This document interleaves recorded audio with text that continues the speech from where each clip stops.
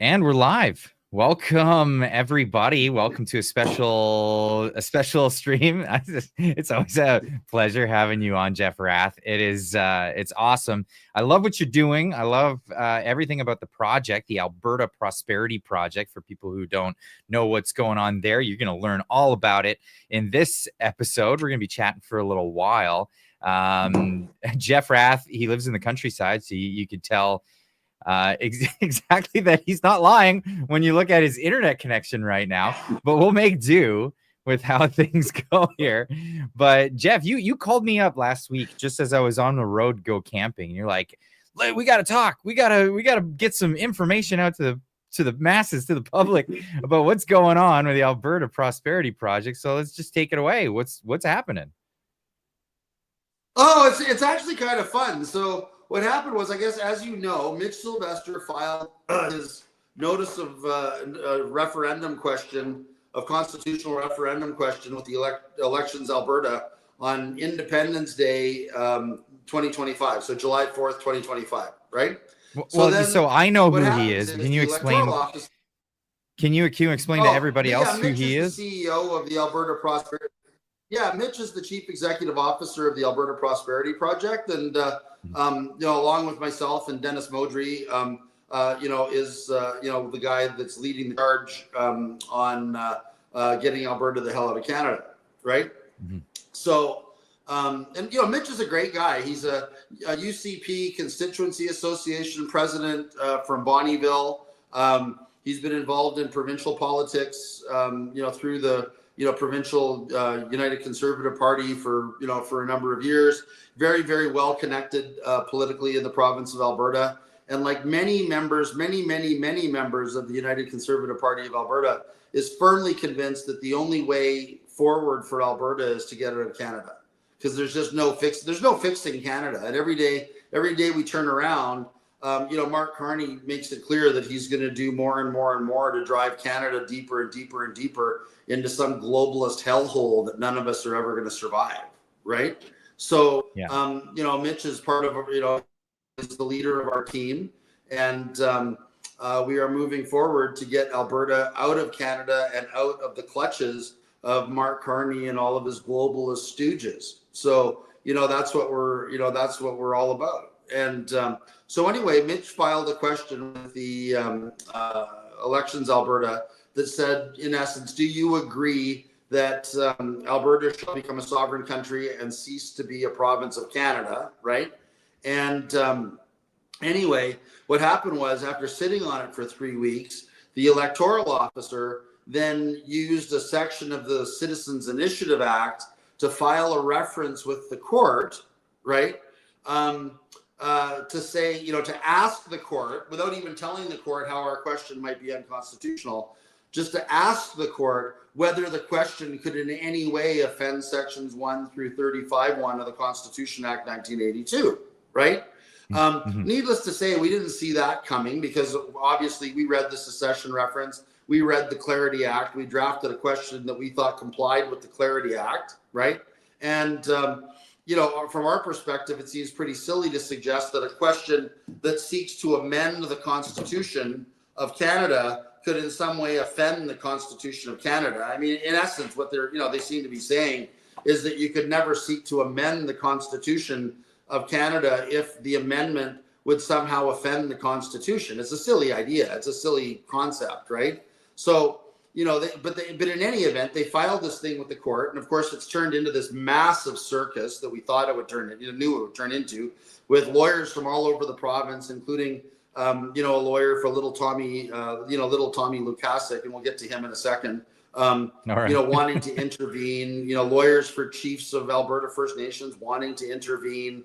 All kinds of people upset at the idea that Alberta could somehow vote itself out of Canada.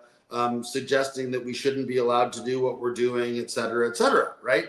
So anyway, there's just this huge, fuss being made in and around the fact that we're even suggesting that a referendum on this question should happen, and that adult citizens of Alberta should be allowed to have a vote that, complies with the Clarity Act and would be legally binding on the government in terms of getting Alberta out of Canada, right? So all of that happened. So we have this preliminary court hearing, right, in and around the question, right? I filed a cross motion to strike the question, to strike the reference as being silly, right? That was my view, that it was a silly reference because ultimately it seems to be suggesting that you can't even ask a question that would lead to the amendment of the Constitution of Canada, which the Supreme Court of Canada in the secession reference says is a perfectly appropriate expression of the democratic will of the citizens of a province, right? So be that as it may, so we're now in the middle of this huge, free-for-all in court. But the hilarious thing was, while we were in court, and this is what I want people to, what I want some of your viewers to think about and to listen to. While we were in court, I said, well, wait a minute, Judge. I said, why is our question being referred to the court, right? To me, it demonstrates an abusive process on the part of the electoral officer. He didn't refer little Tommy Lukasik's question to the court, which if everybody voted no, should Alberta remain in Canada, if people voted no, wouldn't it have the same effect? And the judge says, Mr. Rath, we all know that question is a legally irrelevant nothing burger, right? Which of course is what Keith Wilson and I have been saying. Keith even said it on your program, that Tom Lukasik is in effect running a fraud or a scam on the province, on the citizens of Alberta by tricking them into believing that this question that he's having them answer has any legal consequences whatsoever. He's running around telling people that, oh yeah, vote for this question. It's going to block anybody else from asking any other question about independence, et cetera, et cetera. But of course, one of the great things that came out of that court case is by a justice of the court referring to little Tommy's question as a legally irrelevant nothing burger, right? Two things. One, it shows that his question is not the same as our question, because our question now merits constitutional scholars and dozens of other lawyers weighing in, et cetera, because we're legally going to take Alberta out of Canada. And of course, little Tommy, the second thing is I can now refer to him as little Tommy Nothing Burger, right? Because his question is a nothing burger and he's a nothing burger, right? So, because his question is legally irrelevant, not binding, and it's just a waste of everybody's time, right? So, that was the big thing that came out of the court process last week. And now, they've established this whole process where, amicus curiae have to file, a 50-page factum by the end of September, and other people then have to respond, and all these other people then have to file applications for intervention, and on and on and on and on. And this thing, to have a hearing the 19th, 20th, and 21st of November, right? So this whole thing is completely taken on a life of its own. To my reading, the court still has the court came out with a fairly lengthy decision dismissing my cross application to strike the reference on the basis that there are some plausible arguments as to how our question could be unconstitutional. The court really didn't list any of the plausible arguments to my satisfaction. I mean, the fundamental question for the court is, how can a question that seeks to amend the Constitution be unconstitutional? And nobody's answered that question yet to my satisfaction, right? And in fact, it was really funny. Like I put that to the lawyer for the electoral officer, and he just turned red in the face that I was kind of making fun of him he thought I was making fun of him. I wasn't. It was a serious question. It's like you can't even suggest, your client can't even suggest how our question's unconstitutional, but here we are engaged in a 3-month process when nobody can tell me how the hell your question's unconstitutional. And you've got to run out and get 30 other lawyers help you, tell me how my question's unconstitutional, right? So, anyway, it's a lot of, it's turned into a lot of drama and a lot of fuss over nothing, right? But like I said, the big takeaway from all of this is that the court has now firmly established that little Tommy Nothingburger has been lying to everybody in Alberta about his question having any legal relevance whatsoever, right? And I think that's going to pay dividends in the long run, the other thing that we found out, and this is really before you go on to that, because I want to know this, like little Tommy Nothing Burger. I love the nicknames. I think that's hilarious. But why does he have any authority to do what he's doing in the first place anyway? I mean, isn't the court moving forward? The electoral officer or what? The electoral officer. Why? Who elected that guy? Who elected that guy to jump in? There's actually a provision of the Citizens Initiative Act that says that the electoral officer may refer a question to the court to determine whether a question is constitutional, right? Or whether it offends sections 1 to 35(1) of the Constitution Act 1982, right? Right. So, the statute empowers him, and it's a new provision. It wasn't in the old act. Some, communist / NDP bureaucrat, I think, snuck it into the statute, right? Probably just for the, just so that, that Gordon McClure, the electoral officer, could use it to make mischief in the way that he's making mischief, right? But, the long and the short of it is, we think that we're on really solid ground in terms of our position. But that having been said, one of the things that we're considering right now, and it's just going to turn everything into a complete, circus, right? Is that we're actually considering withdrawing our question now and amending our question and filing a new question, right?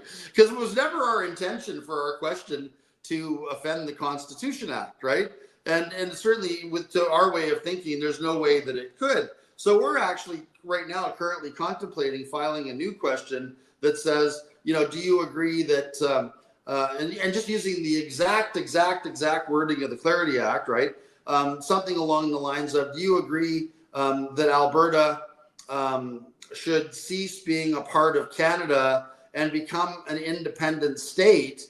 And then we're going to add the words, in a manner consistent with sections 1 to 35(1) of the Constitution Act 1982, right? Like, okay, you got all these kids that are all excited about playing with their new toy. And we're just going, well, why don't we just take their toy away? Like, this is stupid. Like, why are we doing this? It was never our intention to ask a question that offended the Constitution. Obviously, Section 1 says the rights in the Charter are those rights that can be exercised, reasonably exercised in a free and democratic society. Well, obviously, voting to separate, is an expression of the democratic will within a democratic society. The Supreme Court of Canada itself, in the secession reference, says that a vote for secession is a very serious expression of the democratic will of a people, right, or of a province, right? So forgive my ignorance of maybe the law or legal writ or even just procedural stuff, but this clerk, it seems like he's wasting time. Like, it seems like that's all that the purpose of that is to do that. Obviously that's our that's our view as well, and it's clear from our perspective. It's clear that he's favored, Tommy Lukasik and the Forever Canada group from day one. Like, we even wrote him a letter, like, how can you approve that question? The question is nothing more that this is the stupid Lukasik, do you think that the province of Alberta should remain called the province of Alberta question, right? All it does is maintain the status quo, and it doesn't do anything to change anything. And if Lukasik even says that it's not a legislative proposal, it's not a constitutional proposal, it's only a policy proposal. So obviously a constitutional proposal that seeks to amend the Constitution trumps a mere policy proposal. They're fundamentally different questions. So he's not going to be able to block us on that basis. But he's running around the province lying to people, telling everybody that his question is going to trump our question. Right? Like, the whole thing is just silly, right? Well, that sounds silly. The other question I have there is if you amend your question to give, we haven't decided we're going to do it. It's just something that we're thinking about right now. But I really like the idea personally, and all the other lawyers that I've consulted with, are sort of on the same page that I'm on. Right. Wasn't the fact that when Quebec tried to separate, the fact that they kept referring to other laws in the question, that made it so complicated for people? No, but they also didn't clearly say that Quebec was going to cease to be a part of Canada. It just said that Quebec was going to be sovereign, right? And in accordance with some agreement of April 1995 and some bill in the Quebec legislature of April 1995, right? So and my recollection was that Quebec actually thought they could separate from Canada, still have seats on the Supreme Court, still have members of Parliament. Oh yeah, I mean the whole thing was just ridiculous, right? I mean it's like typical Quebec. Oh yeah, and then, of course, and they still wanted tribute to be paid to them by Alberta. And through transfer payments, we want to be separate, but we don't want to, we want to leave the house, but we want mommy and daddy in Alberta to continue to pay our rent. It was that's a completely different story because Alberta is looking to just rid itself of everything, like go away, become completely. We don't want any Canadian federal, we don't want any government regulations from Ottawa. We don't want any taxes imposed by Ottawa. I mean, some of the shit that Ottawa has coming down the pipeline is just out and out frightening, and it should terrify everybody in Alberta. I mean, that new that Fink character, the former head of BlackRock is now the head of the WEF, right? And he's opposed he's opposed to anybody owning single family homes. He thinks any family that lives in a single family home by themselves and without another family living under their same roof should have to pay special taxes and charges for being such shitty citizens. Because I'm sure he has lots of families living under his roof. Oh right? yeah, of course. In his mansion, he must have 7 to 20 or 30 families of servants living under his roof, right? He doesn't think anybody should actually own a car. Because heaven forbid, that's just, greed. That's just a greedy expression of personal liberty, and everybody should take public transportation, and nobody should be allowed to own a car, and on and on and on. I mean, these people are knucking futs. I mean, I don't know what else to say, right? Like, nailed it. From an Alberta perspective, I mean, they're just completely knucking futs, So I mean, I don't, and we need to get out. I mean, and then on top of it, I mean, to drive people out of single family home ownership. I mean, in keeping with the WEF climate agenda, I mean, Carney and the Liberals are going to want to start taxing home equity.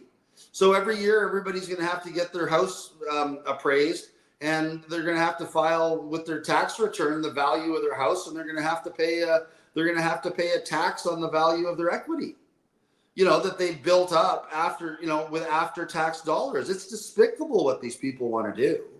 And, Albertans want to get the hell out. Like, we want to be gone.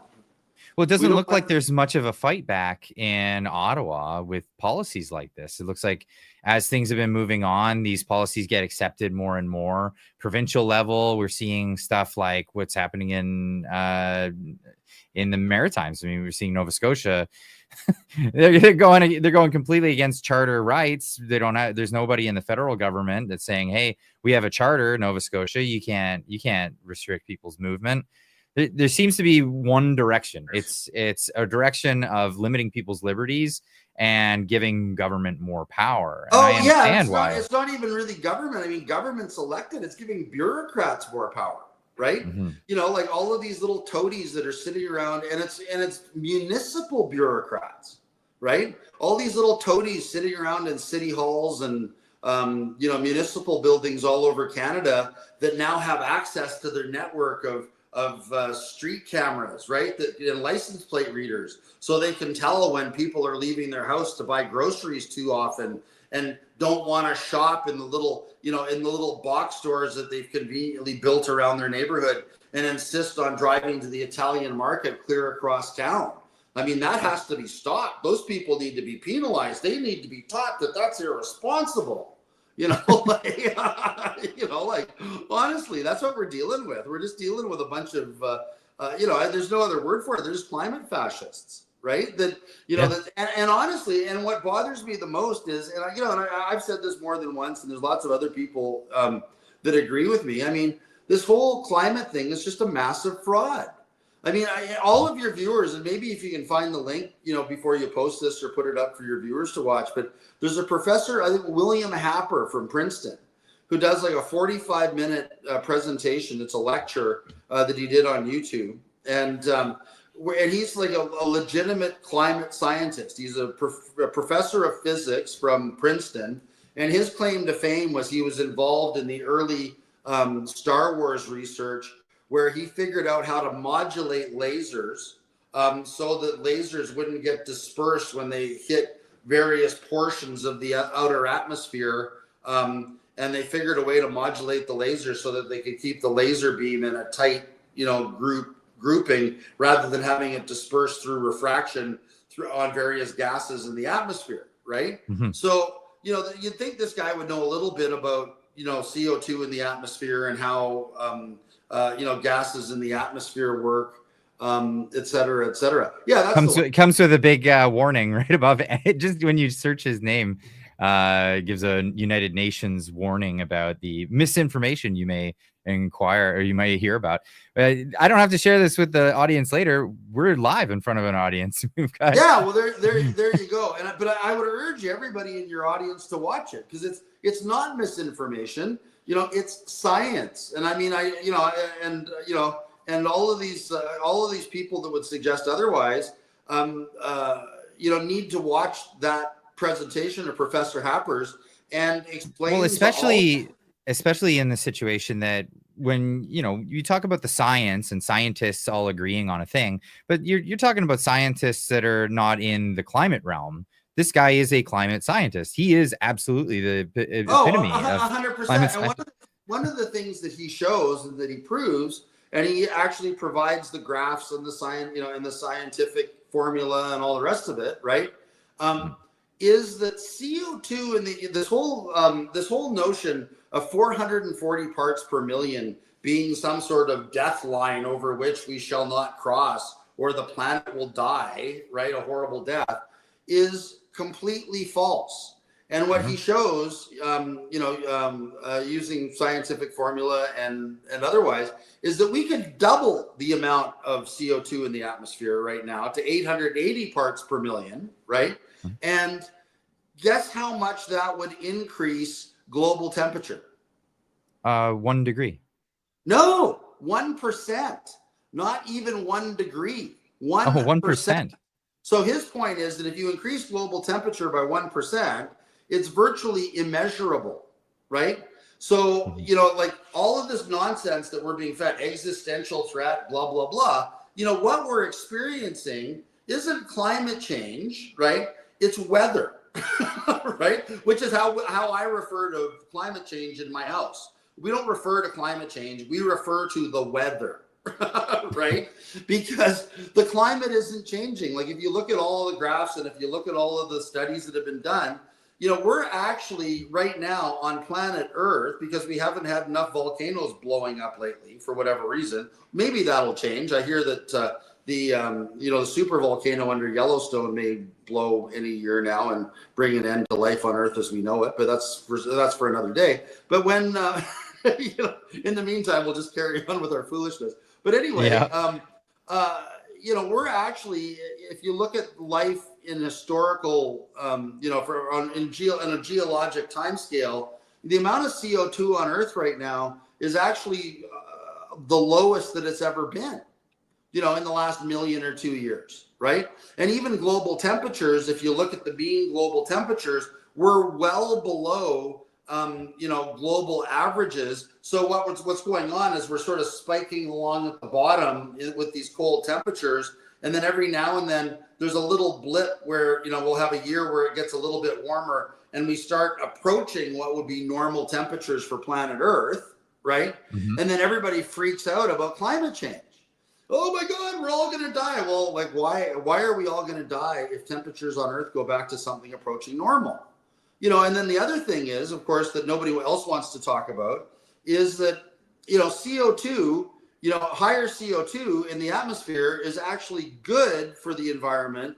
And coincidentally, forget about the greenhouse gas stuff, actually promotes global cooling, because increased CO2 in the environment causes more plants to grow. And the more plants that grow, the more the heat that comes down from the sun, which is the biggest driver, of course, of temperature on Earth, gets absorbed by those plants and it doesn't radiate back into outer space. So if you look at China now, with all of the good work they're doing with all of their coal-fired power plants, like the Gobi Desert is actually receding.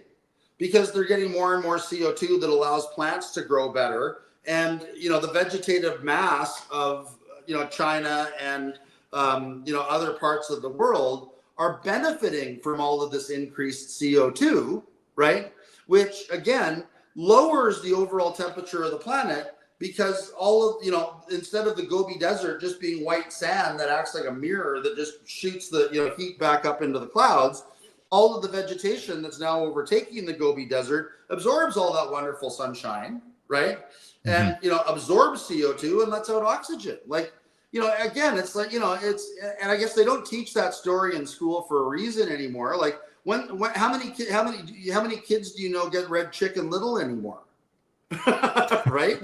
Not very often. Yeah, not very often. So I had to search for this. But I found a few graphs here that totally correlate with what you're saying here.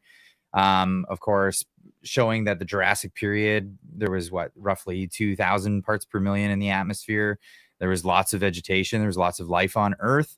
And you can even go back to the Precambrian period, when there was 6,000 parts per million in the atmosphere, and temperatures don't seem to be correlated when you look at graphs like this, where you have CO2 bouncing all over the place, but temperatures aren't roughly bouncing all over the place, and they don't seem to follow. Right? No, and that's the whole point. So my point on all of this stuff is that all of this climate change, all this climate change nonsense is a fraud.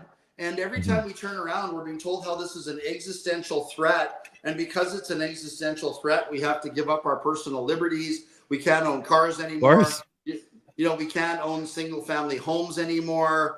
We basically have to take, 60% of everything we earn and put it in the hands of bureaucrats, who then put it into all of these corporations controlled by Larry Fink and all the other globalists that can build giant carbon sucking machines to suck the carbon out of the atmosphere, et cetera, et cetera. I mean, we live in a world that's gone completely insane, right? And, from the standpoint of, Alberta independence, that's why we want to get the hell out. Like, most Albertans are extremely well educated. Most of us have, one, if not two, post-secondary degrees or diplomas or whatever it is, right? We understand that this is bullshit, and we just need to get out of it. And we're tired of being governed by people that are complete idiots.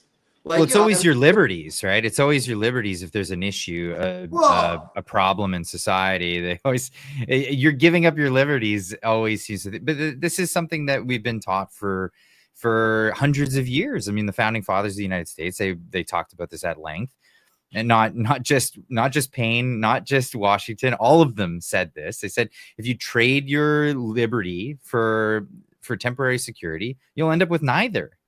This is not something you can put on the table.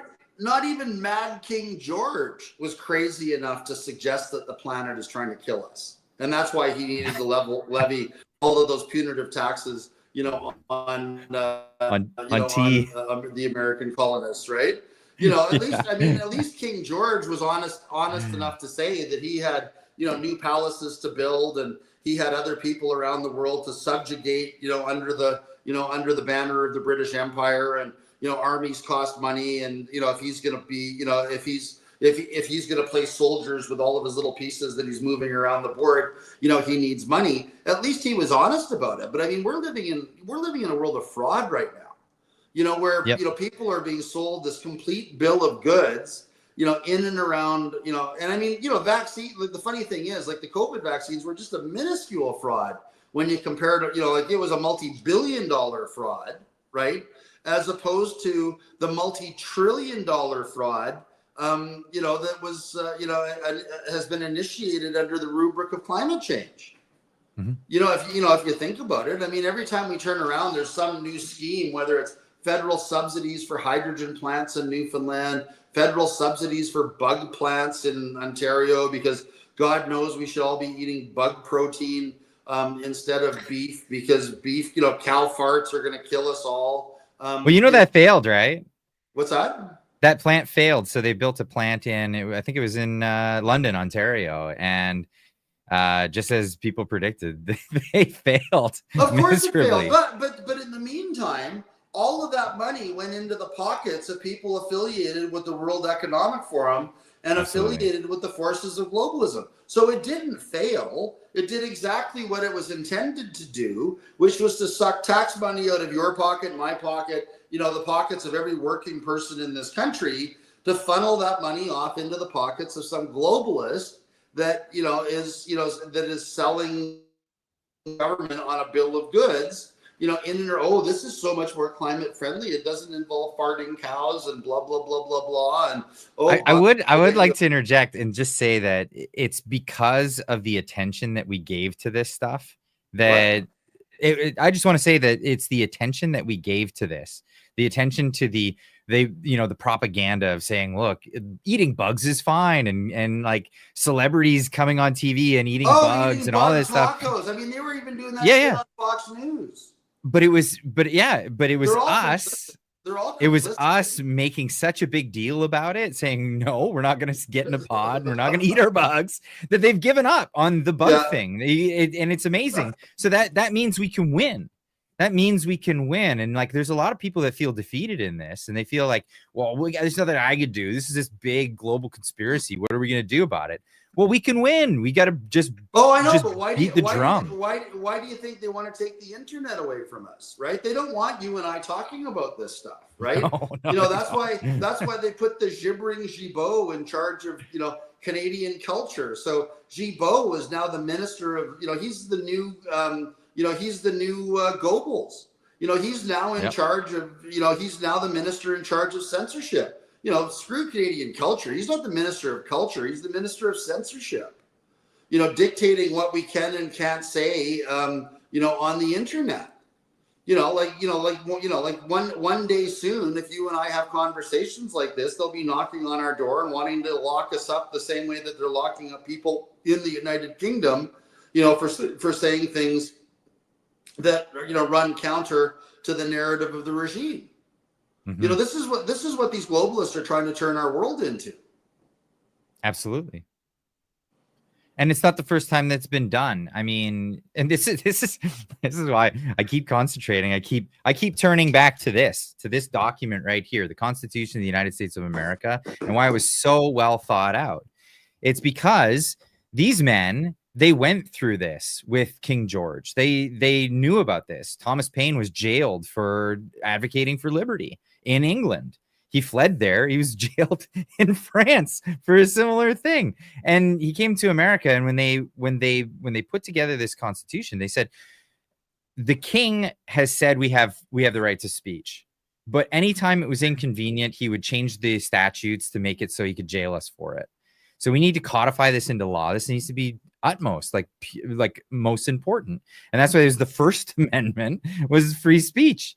And then the Second Amendment was obviously the one that gave everybody a mechanism to protect that free speech, So, and I think, I mean, I hate, like, I know a lot of Canadians, they get sick of it. All right, you're talking about America now, it's go great again. But like, it is, it's absolutely amazing, and it's imperative that we protect these rights.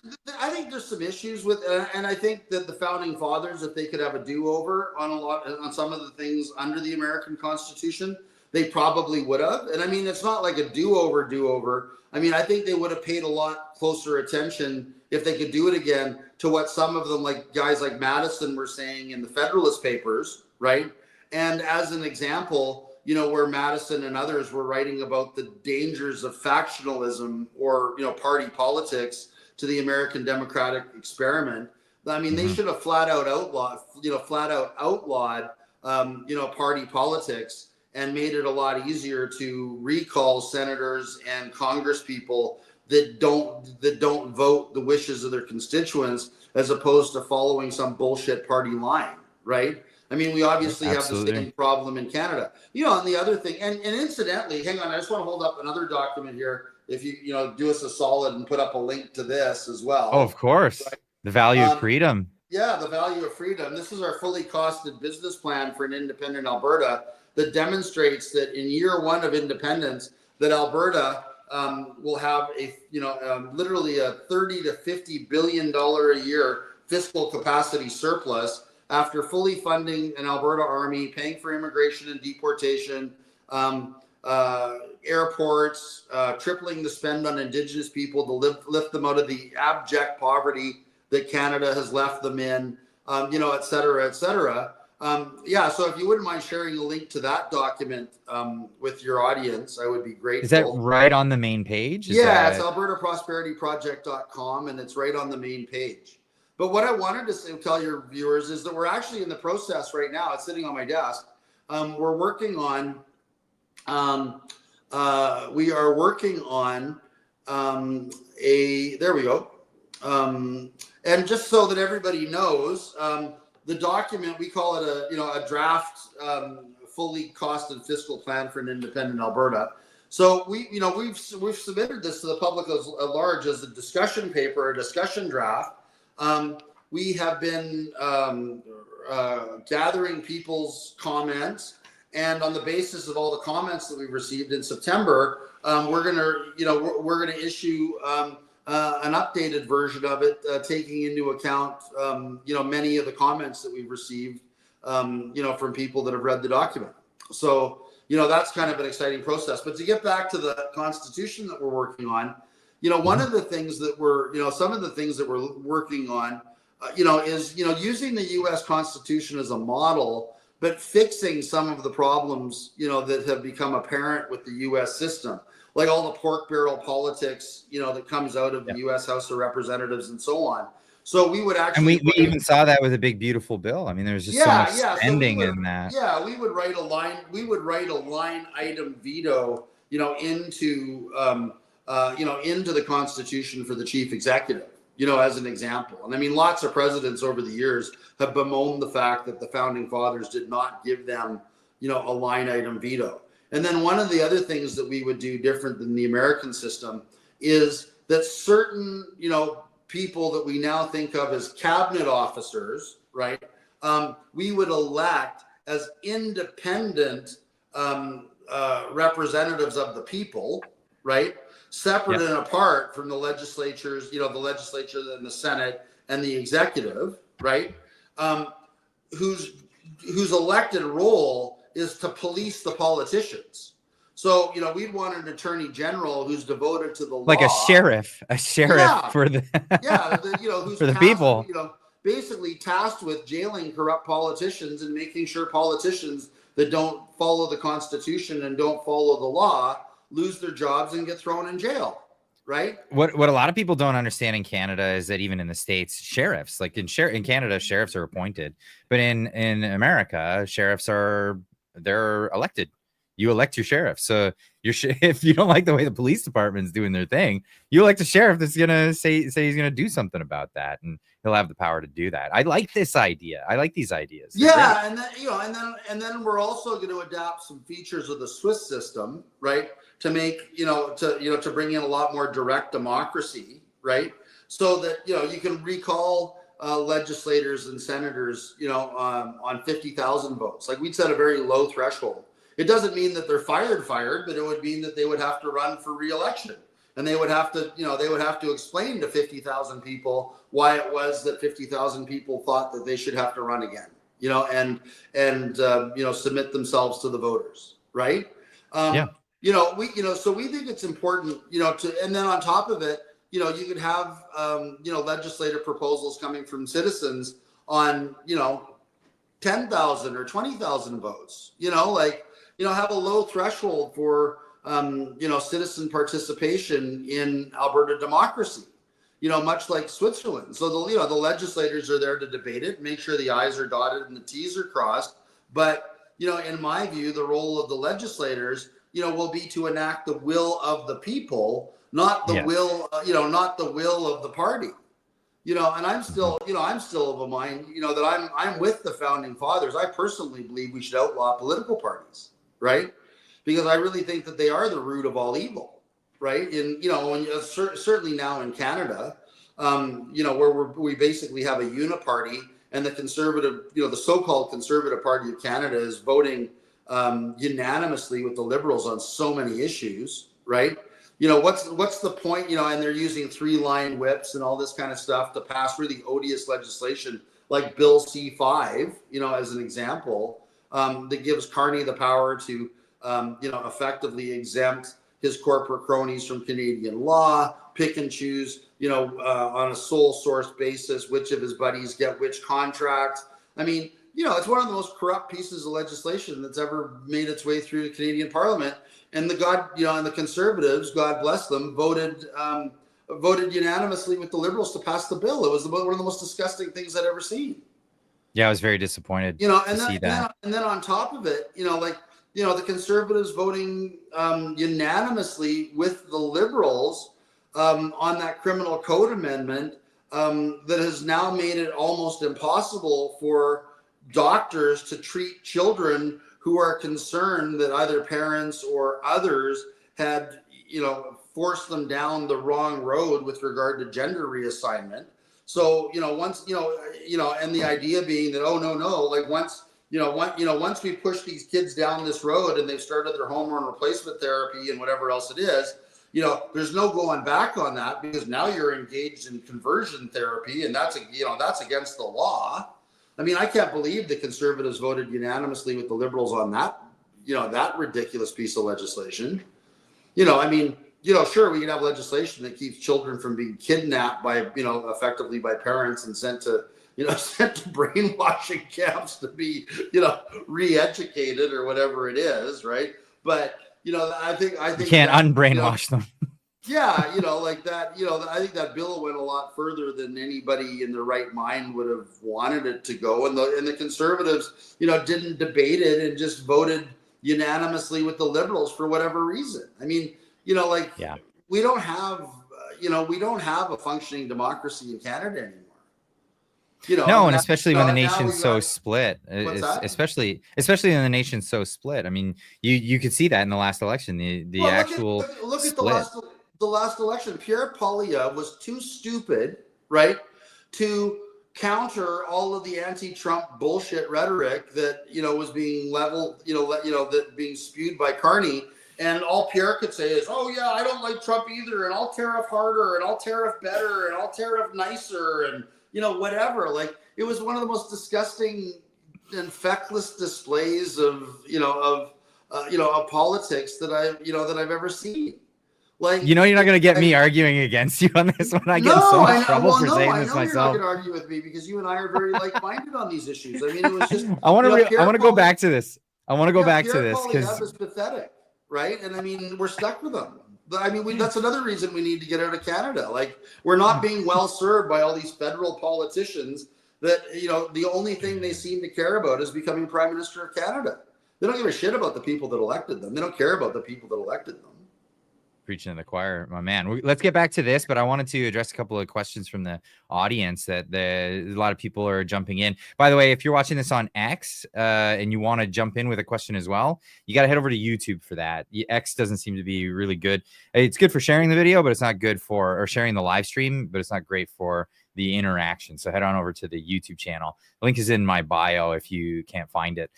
G-Meister jumping in first for 10 says, first it was the ozone, then acid rain, then climate, now cow farts, now pet farts. Alberta needs to leave this dying excuse of a country before it's too late. Elbows in your you-know-what, Liberals. What do you have to say to that, Jeff? Oh, I know. It's just, it's ridiculous. I saw that too. It's like, I was waiting for the globalists to come after our dogs, right? No, notice they don't go after people's cats, because they know that they're supported by far too many cat ladies, right? So the evil villains stroking their cat on chair. It's like, clutching their pearls and stroking their pussy, This is why I have you on, Jeff. Here's another Jeff. Here's Jeff Menard for 10 says, Canada needs 18 billion trees to be carbon neutral. We have 318 billion trees. We're carbon neutral already. They give up on this. Jeff Menard, it's worse than that. I mean, I was actually doing some research a while ago on carbon sequestration, just to see how much nonsense all of this was. And apparently a square meter of grass or grassland, right, absorbs more CO2 than a tree. And of course, I was interested in this because I have, I have horses and I manage grazing lands in the foothills of Alberta. And, I don't manage a lot of land, but I got a couple hundred acres.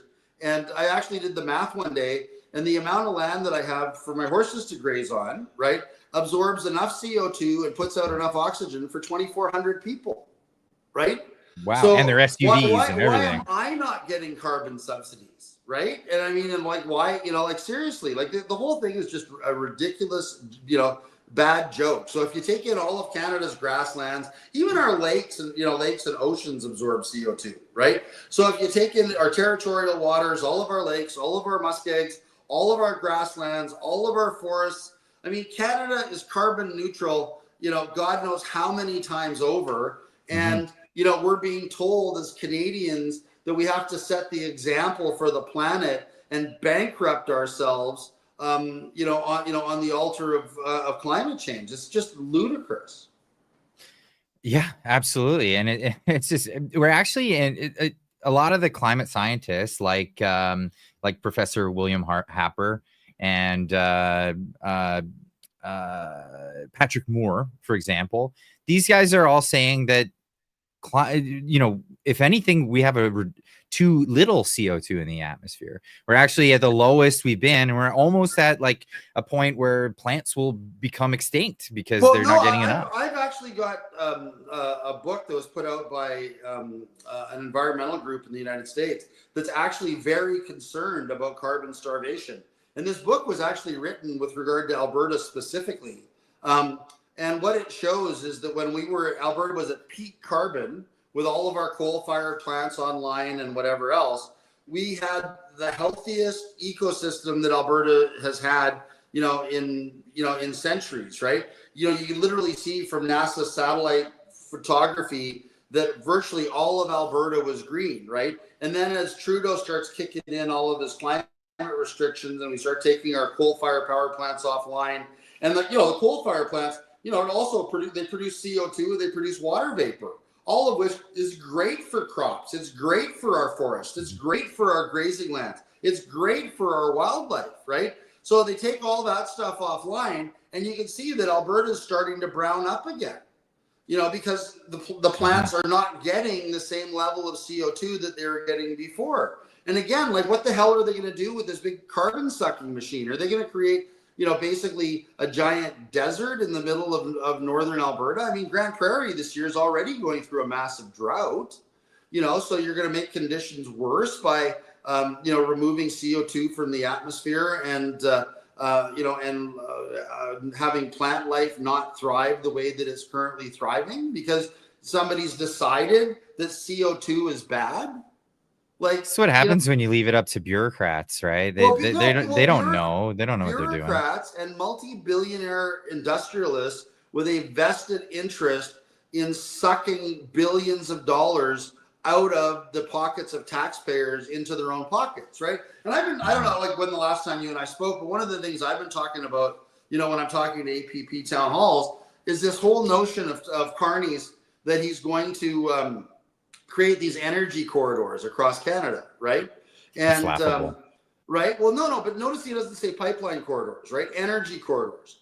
And for Carney, what these so-called energy corridors are going to be is going to be a massive investment in high tension power, electrical power lines from one end of the country to the next. Because, as an example, for them to meet their target of even getting 20% of electric vehicles on the road in Alberta to replace 20% of our cars and trucks, we currently have 5 million cars and trucks on the road in Alberta, okay?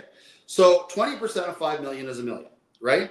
So 1 million EVs, right, use the equivalent of 12,000 megawatts of electricity every year, okay? Guess what the entire Alberta power grid puts out annually now? 12,000 megawatts. So in other words, to meet even 20% of Carney's target, we have to double the size of the Alberta power grid, by the end of 2026, right? It's not going to happen. But here's, and again, it won't happen in 10 years. It's impossible. No, let alone quintuple the size of the power grid. Because, if you want 5 million cars and trucks that are all EVs by 2035, you're going to need to multiple, you're going to need 60,000 megawatts of electricity to power all those, cars and EVs. But that's why guys like Fink are saying, oh no, everybody's not going to have their own car. We can't have everybody having their own car, because if everybody had their own electric car, there wouldn't be enough cobalt, there wouldn't be enough lithium, there wouldn't be enough, all the stuff that goes into building electric cars, and they don't care. Like, that's why they're building these little 15-minute cities with the, again, license plate reading cameras, right? So that they can monitor everybody coming in and out of their neighborhoods, and to determine who's cheating and who's still, is traveling more than they should and doing more than they should and living their life more than they should, right?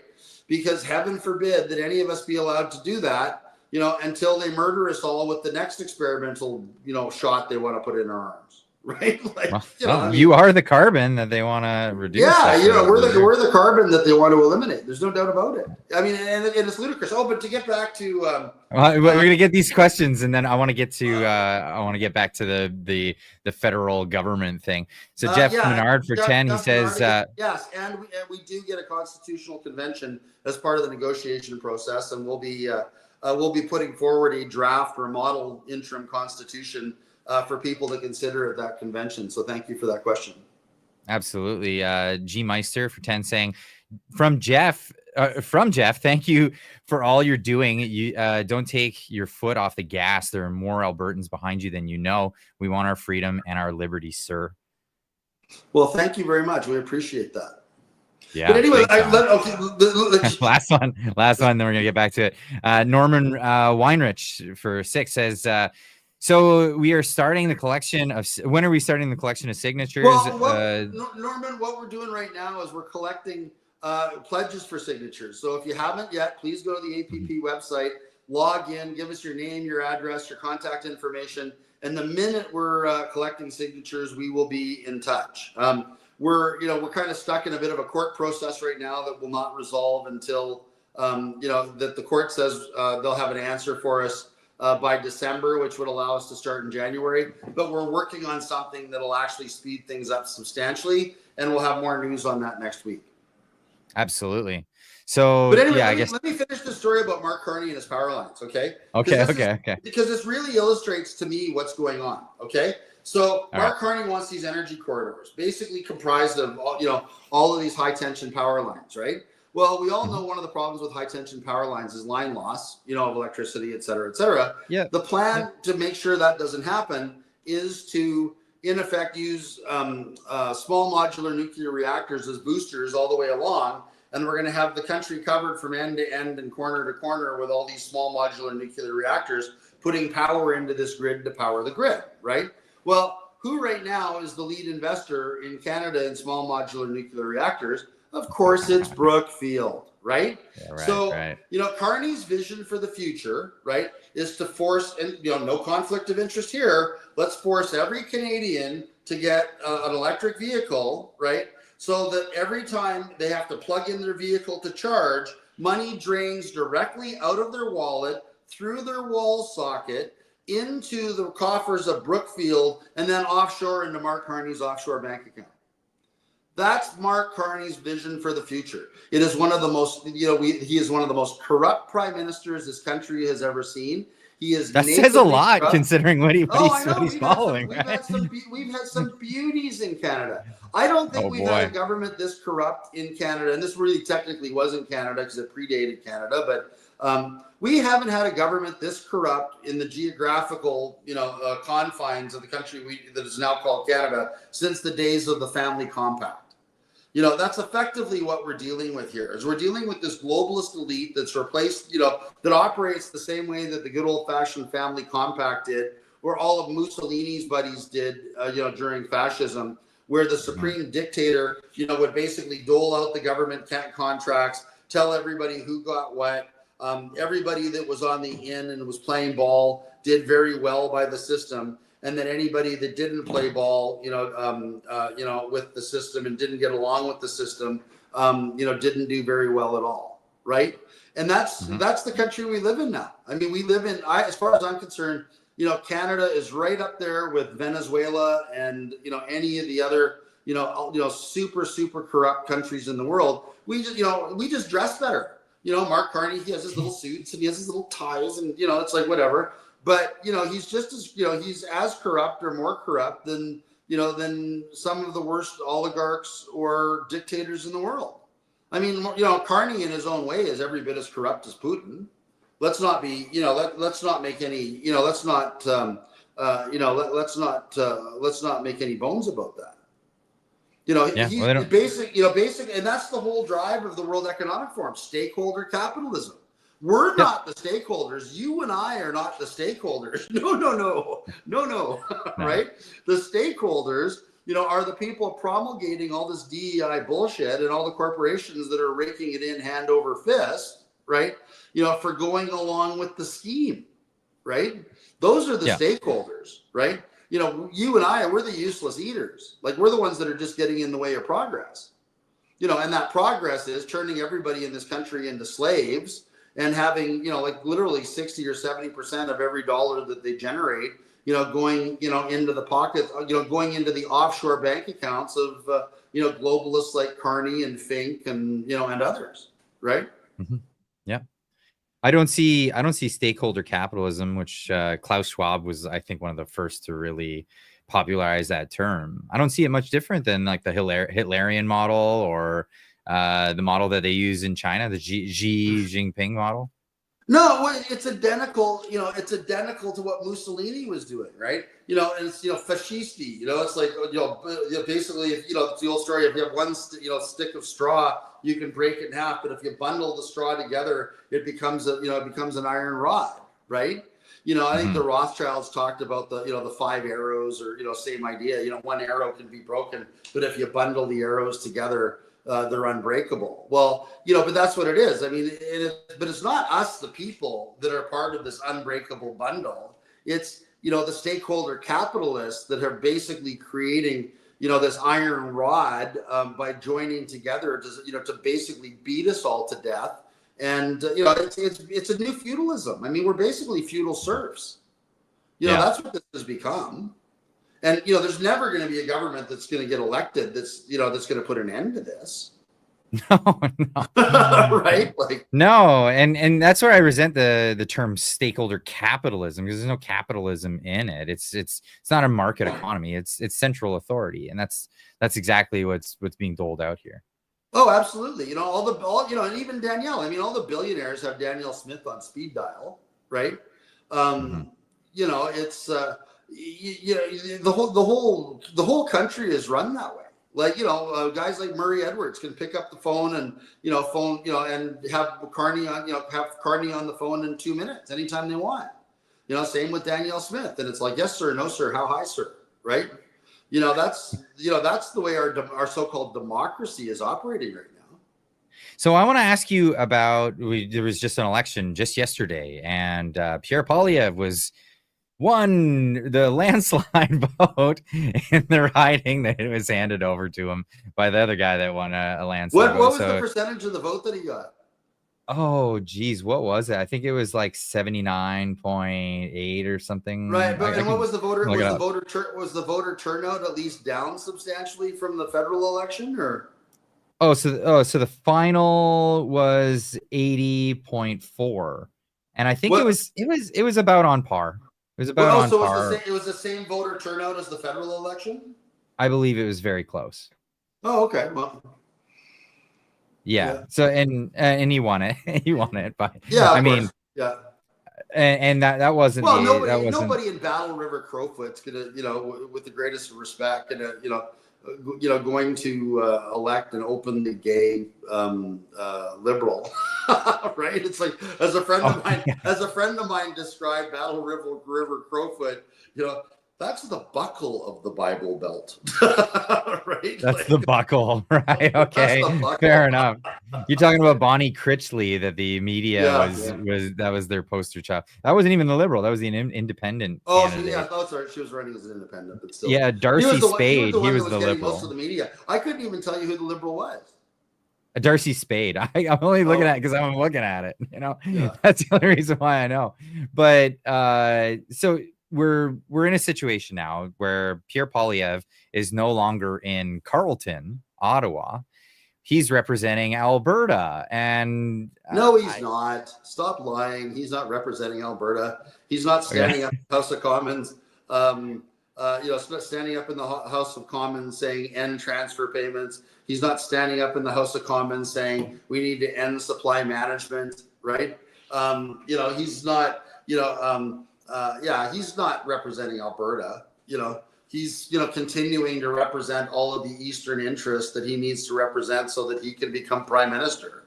He's just representing himself in his ongoing quest to become dictator of Canada. Like all of them. Right. I mean, look at Harper. He was allegedly an Albertan. Right. And what did he do for Alberta? Did he get rid of transfer payments? No. Did he do anything to change the structure of Canadian federalism? No. I was actually laughing with somebody on the weekend and I said, it's like if you looked at population, right, and assigned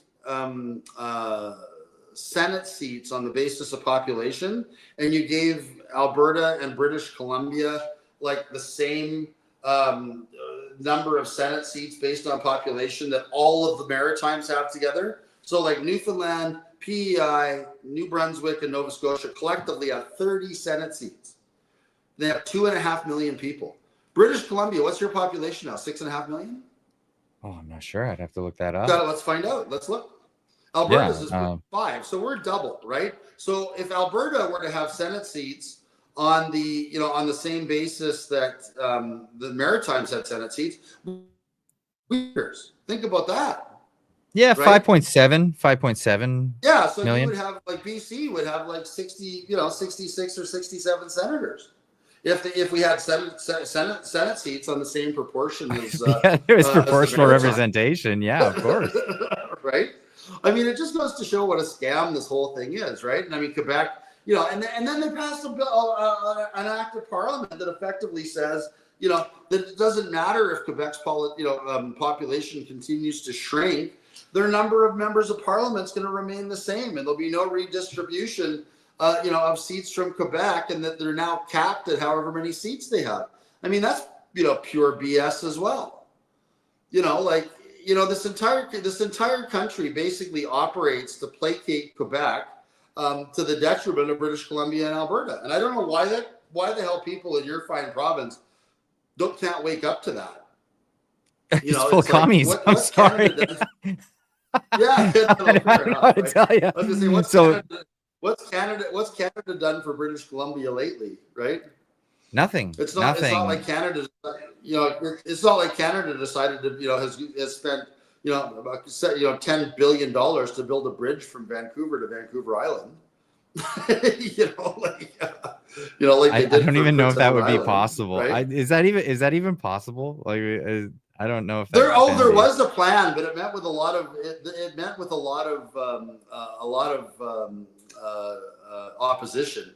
The plan was to actually have a bridge that left effectively Tsawwassen over to Galiano Island, and then and I'm trying to think to where it was going to bounce from there, but they were basically going to build bridges through the Gulf Islands to hook up with Vancouver Island. Well, that would be something else if they could make that. And there was actually a plan to do that, and a lot of people were really, really, really upset about it.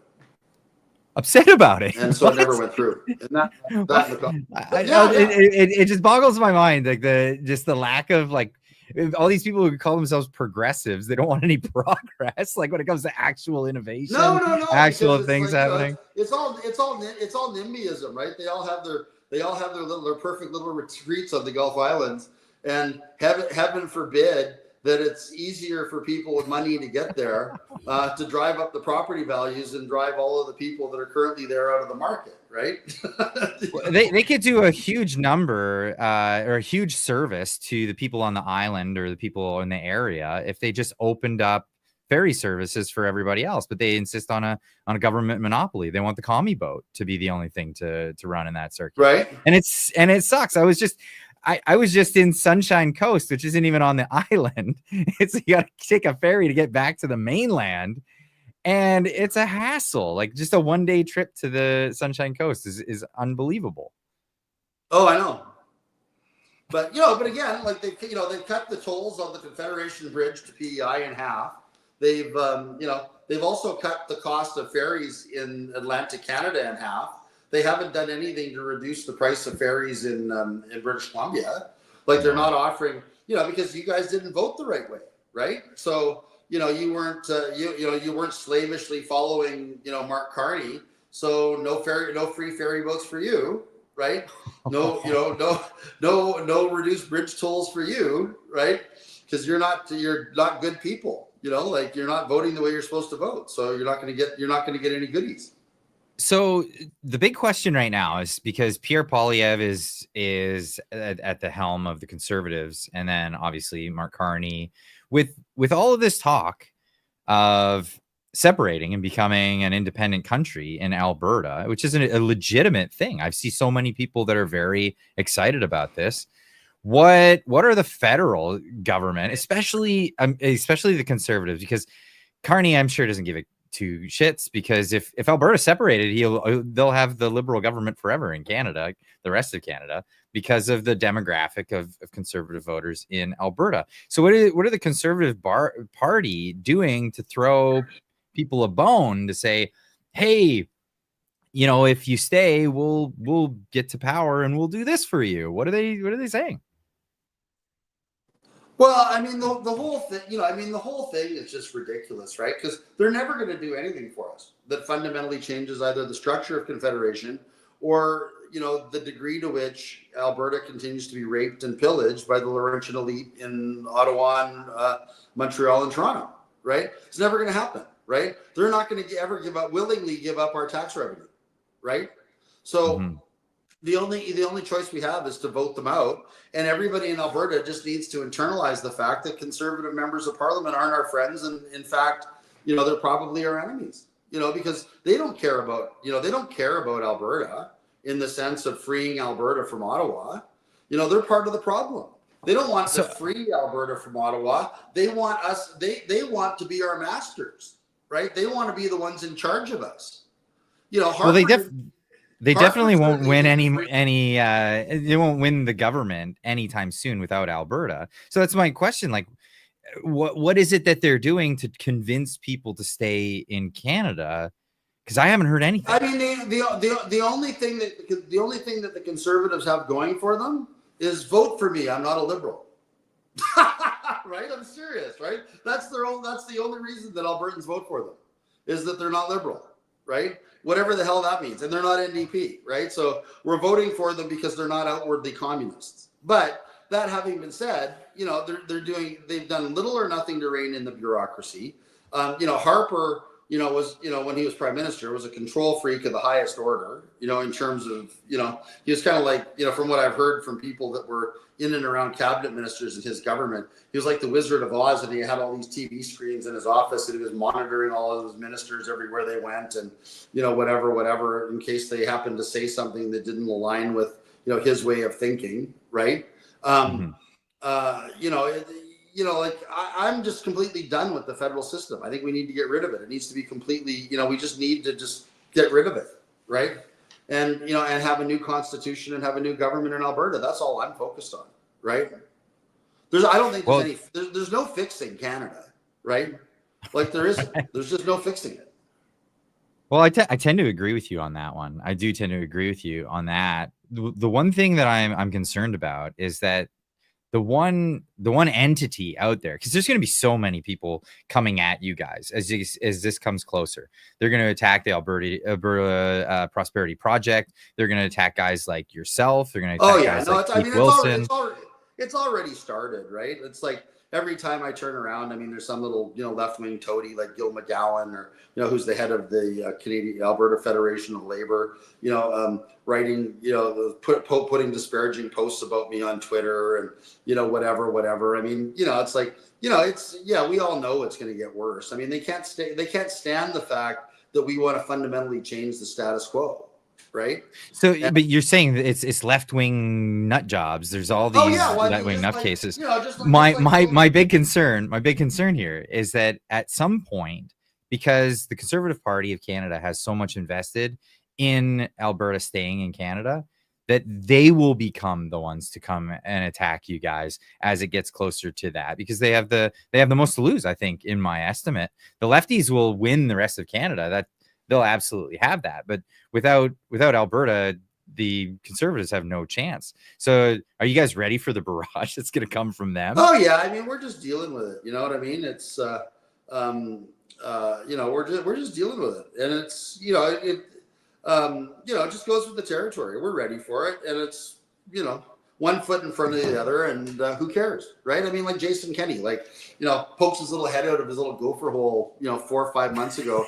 First post he put on X and forever, and it's to call me a traitorous kook, right? Like, okay, Jason. And the funniest thing about that, I didn't even need to respond. I mean, I still been toying off and on with suing him for defamation, because there's nothing I'm doing is traitorous. But I mean, I have better things to do with my time than to sue Kenny for $100,000, right?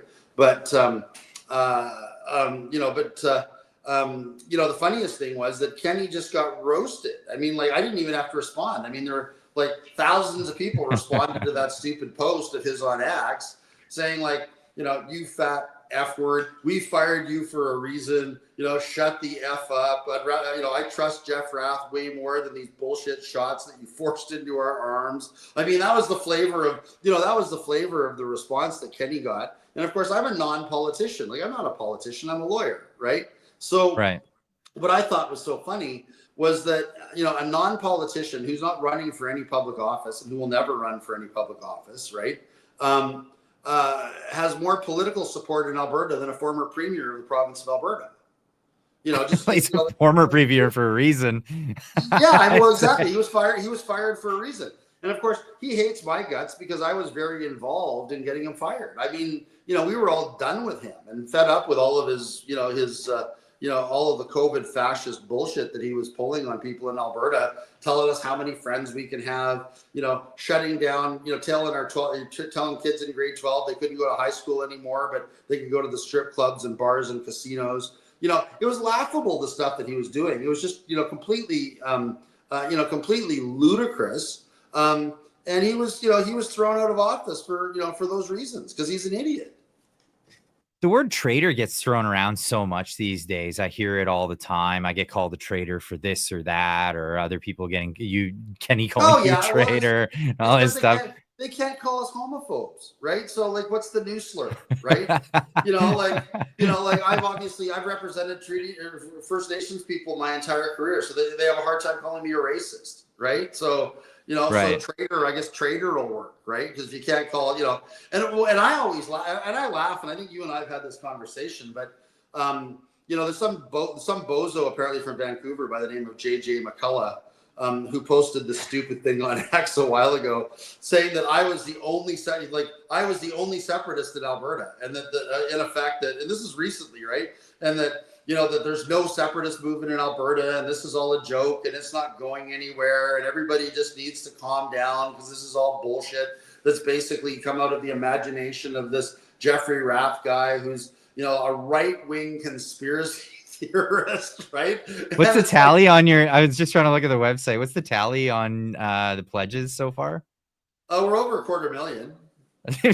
So the only guy, right? Yeah. I'm the only one. But that's way it's too kind of funny. like, I don't know if you ever read Ayn Rand, Atlas Shrugged. I have. Like, we kind of have this little John Galt movement going now, because all these people, when they saw J.J. McCullough's post, I'm Jeff Rath. No, I'm Jeff Rath. I'm Jeff Rath too. Going to Rath's Gulch. I think I look forward to that. Absolutely. The whole thing was pretty funny when, and again, like, it's like, I don't know who the hell this guy is. Like, do you know who this JJ McCullough guy is? Or he's a YouTuber like me. Yeah. Okay. But anyway, he's a lot more smug than you are.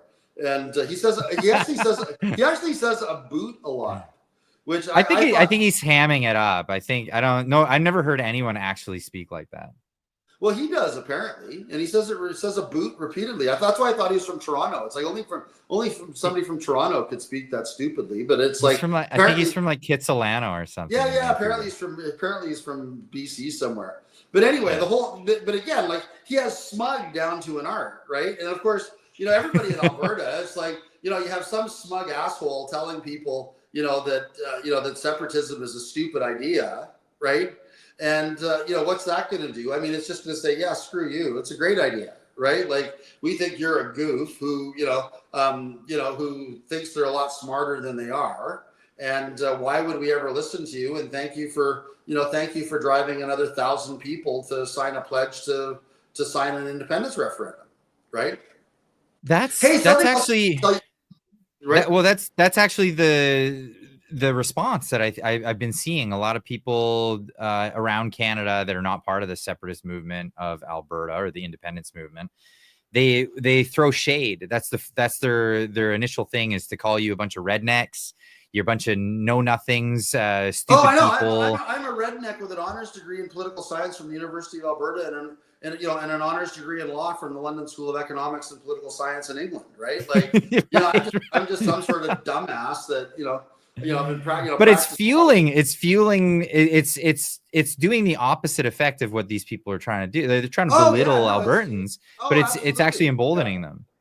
Oh, of course. And it's like, and on top of it, I mean, keep insulting us and keep calling us names, because it just makes more and more Albertans flock to our banner, right? And it's pretty funny, right? That they think that this is somehow a valid argument. I mean, they can't counter. When I was talking about the value of freedom earlier, right? They can't counter our numbers. They can't counter our economics. They had some federalist economist by the name of Trevor Toome, who's on Danielle's What's Next panel, put out some critique of the value of freedom. It was pure bullshit. Like, he was wrong about everything that he said. I mean, we were even wondering whether he even read the document, right? Oh, wow. And like, he's saying, oh, you're double counting this and double counting that. It's like, no, we were presenting different scenarios. So maybe read the document. Like, these weren't cumulative. They were exclusive. It's option A, option B, option C. These are different things that we could do, right? Mm-hmm. We can't have zero taxation and free tuition, right? Whatever it is. I'm just pulling that out, as an example out of the air. I don't know if that was the one specifically, but, all of the stuff that he was saying was really shallow, really ill-considered, was actually read the document. But, all the lefties are hanging on to it. Oh, well, this document has been completely shredded by Trevor Toome, an esteemed professor of economics at the University of Calgary. I mean, nobody had ever heard of this bozo before, really, right? And when you read his criticism of the work that was done by, literally, bankers, economists, actuaries, chartered accountants, auditors, you name it, that put this document together, right? Like, mm-hmm. You could tell that that he hadn't even read the damn thing, or if he had, he just skimmed over it to come up with his little criticisms of it. And then, of course, the funniest thing about it was that you Google him online and you see his publicly listed conflicts of interest, right? Well, he's a paid consultant for the government of Canada. Right. So, no surprise. I mean, it's just like little Timmy Caulfield, getting his Order of Canada for spewing all of his misinformation about COVID vaccines. Yeah. So, I mean, that's all Trevor Toome is a government of Canada paid misinformationist, spewing, economic misinformation about how Alberta is not going to be better off outside of Canada. I mean, how anybody in their right mind could suggest that that's true? It's almost like they're on mushrooms, it's like all these people go, oh, that's right, Trevor. That's right, Jason Kenney. Businesses love locating in the regimes that have the highest taxes and the highest regulations. Yeah, right. You're right. Exactly. Once Alberta establishes itself as the lowest tax, lowest regulated jurisdiction in North America, businesses are going to be running away from Alberta because everybody wants to pay higher taxes and have more regulations. I mean, that's just how businesses operate, of course. Right? Like, I don't even know how these people can can even look themselves in the mirror with the amount of bullshit that comes out of their mouths. People buy it though. That's the crazy part. Well, I mean, it's so retarded. It's like Jason Kenney was going on about tells us, he and Nancy Southern tell this phony story about business people from Japan and Korea being so concerned that if they invest in Alberta, they're not going to be able to get their goods out of Alberta. And it's like, so you people are operating a multi-billion-dollar company and are supposedly selling your services to companies from abroad, and you're not capable of telling them, hey, don't worry about it. Like, there's no way in hell that, that any rail lines leaving Alberta to British Columbia are going to get shut down because, like, 75% of British Columbia's economy flows east to Ontario through Alberta. Like, so the rail lines are not automatically going to start running in one direction, if Alberta becomes an independent country. Like, these people are so stupid. It's beyond. Well, it's the same argument. I've been hearing this argument over and over again. It's this argument that, well, Alberta would become a landlocked country, and landlocked countries are never prosperous. Yeah, like Switzerland is a good example. So I mean, it doesn't take much to a Google search to like just type in list of landlocked wealthy countries in the world, and it's like Luxembourg, Switzerland, Liechtenstein, all of these landlocked countries that, if you look them up, per capita are doing way the hell better than all of Canada that has access to three oceans. It's crazy. The Principality of Monaco is as wealthy as it is, because it has a lovely yacht harbor. It's not like it's not like Monaco's exporting anything. You know what I mean? They're importing lots of money and they're keeping it there because they charge very low taxes, right? Yeah. I mean, Liechtenstein is this little tiny place the size of a city, and that's what the draw is. That's their business model. And they certainly don't have the third largest oil and gas reserve in the entire world.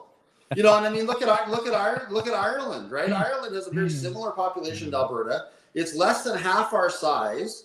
It doesn't have anywhere near our natural resources, right? But it's got almost double our GDP. I mean, Ireland's GDP right now is like $550 billion a year. Alberta's is $350 billion. Like, how can you explain that other than, gross incompetence by Ottawa and the degree to which the government of Canada is deliberately and continually trying to destroy the economy of Alberta? Yeah. Right? They don't want Alberta to succeed. They don't want us to be too prosperous, right? So, hey, I see we're coming up on close to an hour and a half. I just wanted to tell you one other little Tommy Nothing Burger story that I thought their viewers might be interested in. Okay, before we wrap it up, all right. Yeah. But it's part and parcel of this whole, scam that he's running on citizens of Alberta, right? With the phony Remain in Canada petition, right? The so-called Forever Canada petition. So what they're actually doing, and little Tommy Nothing Burger is so stupid, he actually brags to the media about what they're doing, right? And, we're micro-targeting, and we're doing this, and we're doing that, and blah, blah, blah. So what they're doing is they're micro-targeting flash mobs, okay? So they'll say, okay, there's going to be somebody here on such and such a day, with a petition, right? So please show up. So what these people are doing is all of a sudden, out of nowhere, 100 people or 150 people will show up in a phony lineup, like a flash mob lineup. So then they'll sit there to pretend to be in line, like there's this long line that goes around the corner of a building, and these are people that support wanting to keep Alberta in Canada, whatever, right? But it's probably the same 100 people over and over and over again. Like, it's just hilarious, right? Like, my wife and I actually went for brunch the other day with my daughter in Kensington, and one of these flash mobs shows up on Kensington Avenue in Calgary, right? And, they're there, signing this petition, whatever, blah, blah, blah. And of course, by the time we were done lunch, it wasn't a lengthy lunch, like 45 minutes later, they were all gone and they're all going home. The whole thing. So it's a photo op. Yeah, they're all just photo ops, right? And of course, keep in mind the little Tommy Nothing Burger and his phony petition, they have to get 3,300 signatures a day to meet their requirement of 277,000 signatures, right? There's no way in hell that they're ever going to get there, right? But but they just keep pretending that they're relevant, and Tommy's still running around the province trying to suck people into giving them all of the information required to, engage in identity theft, right? Names, addresses, phone numbers, on and on and on, right? And you have to wonder what they're going to do with that information, like Communist Party of Canada mailing lists, NDP mailing lists, Alberta Union of Public Employees, mailing lists, on and on and on. So all of these people that are being sucked in, by Tommy and his little band of forever Canadians, are really, they're really just a pack for the NDP and the unions, getting people's personal information for God knows what reason, because it's, again, I'm going to say this one last time, there's whatever they're signing isn't legally binding. It is a legally irrelevant, nothing burger petition that that is a sham petition that little Tommy Lukasik is running around the province with. Trying to suck people into believing that he's doing something that actually means anything. Right? It's from the outside, it's funny to watch, but from the propaganda side, it's pathetic, right? Like, you see this little guy, like, that's why I call him Little Tommy. He's teeny tiny, right? There in his little miniature blue suit and his little, shiny miniature little shoes, right? It's like a Randy Newman song, right? This is too funny. Little miniature shoes with his hair all piled up and a greased back on top of his head, right? They apparently they used to call him Fabio, right, in the legislature, but there he is, right, trying to pretend that he's relevant, and it's pathetic. It really, really is pathetic. Well, I think it might work for the propaganda going across Canada to show people who can't see what's happening on the ground an alternative picture to what is actually happening on the ground. I mean, it seems like propaganda works really well on this country, judging by the results of the last election. It's the old goals thing, right? If you're going to lie, tell a big lie, Yeah. I mean, it's why that climate change thing has worked so well, right? Getting back to that for a minute. I mean, that's probably the biggest lie ever told, right? That and the fact that, that they keep repeating that Carney's smart. He's a good crook. I mean, absolutely. Just watch him talk. I mean, the guy, he's not that bright. And it's so funny. Like, I saw a meme this morning. I was just killing myself laughing. Needless to say, he was not invited to the White House, to be part of the, the coalition of the willing. And the meme was, apparently there's a plant, by the end of the grouping, and somebody said that Donald Trump replaced Mark Carney with a potted plant. That's pretty funny. Coalition of willing, of the willing, as a perfect representation of how much Mark Carney in Canada means to Trump's foreign policy, right? They've done it to themselves. Pathetic. I mean, honestly, Canada has really put on a bad showing as well for American citizens. I'm one in particular, and it doesn't matter whether you're looking at Mark Carney or you start looking at the opposition, who's Pierre Poilievre, who's now the opposition leader. His campaign famously refused to even meet up with Donald Trump Jr. Like, the campaign team wouldn't even meet with him. A real slight to the Trump family, who really, they stick together. A real slight to the nation. How stupid is that? I've got a buddy who lives down in Texas that hunts with Don Jr. every fall. Oh, no kidding.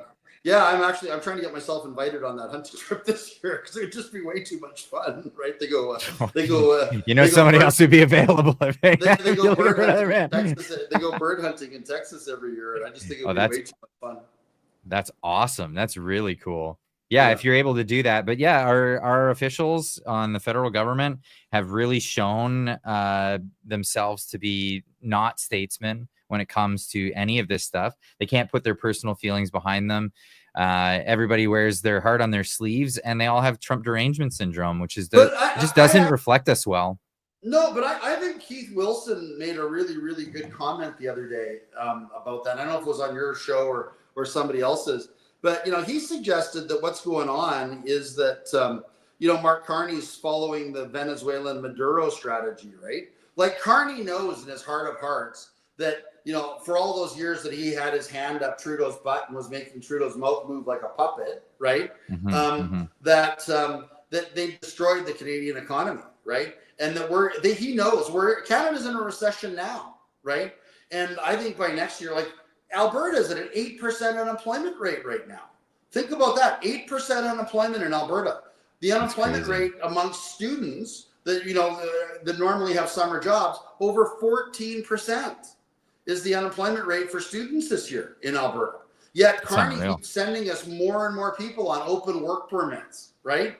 What's the excuse for that, right? Like, we need to hang a big no vacancy sign on Alberta and just say, look, until we get our unemployment rate back to where it should be, around 3.5%, and we have the province back at full employment, and we've accommodated every citizen that's in Alberta, right?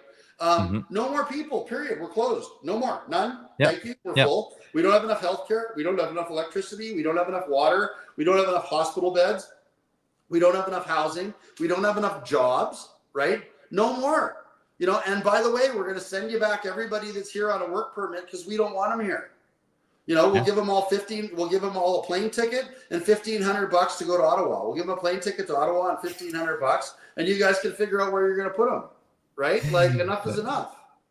So, Jeff, before we get going, when can people look forward to actually voting on this referendum? Well, we'll have a press. We're gonna have a press conference next week, and we should have new and exciting information for everybody in that regard. So we're in the middle of working on some things right now, and once we've got them all finalized this week, we'll be making some big announcements next week, and hope to be able to have a clear answer on that for you. All right, Jeff Rath, you stay on the line, but we're going to say goodbye to the audience right now. Everybody, thanks for tuning in. This has been Jeff Rath. I mean, it's never an uninteresting conversation. Never is. Thanks for joining me. Real pleasure. Thank you.